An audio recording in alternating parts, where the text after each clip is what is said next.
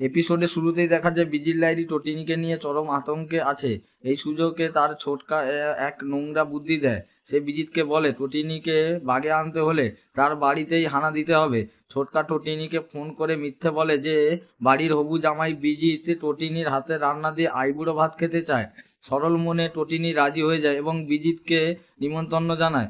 অন্যদিকে পরশুরাম নিশার আসল পরিচয় জানার জন্য মরিয়া হয়ে ওঠে।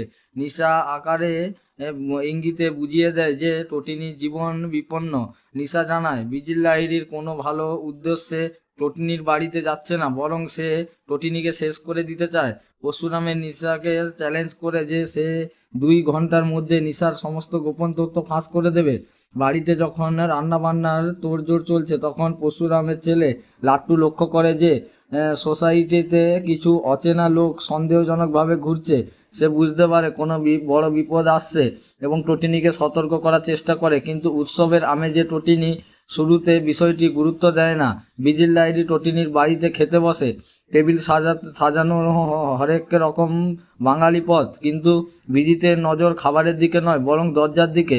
হঠাৎ গিফট দেওয়ার নাম করে বিজিতের গুন্ডারা বাড়িতে ঢুকে পড়ে। তার গিফট বক্স দেখে বন্দুক বের করে টটিনি লাট্টু এবং পিকুর দিকে তাক করে। গোটা মুখার্জি পরিবার আতঙ্কে শিউরে উঠে।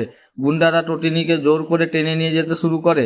ঠিক যখন গুন্ডারা টটিনিকে তুলে নিয়ে যায় তখনই সেখানে এতাতার মতো হাজির হয় পরশুরাম। পরশুরামের এন্ট্রি দেখে বিজির লাহিড়ীর মুখ শুকিয়ে যায়।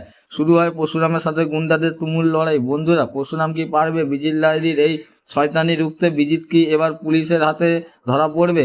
জানতে হলে দেখতে থাকুন পরশুরাম। আজকের ভিডিওটি দেখার জন্য চ্যানেলটিকে লাইক, শেয়ার এবং সাবস্ক্রাইব করে পাশে থাকবেন।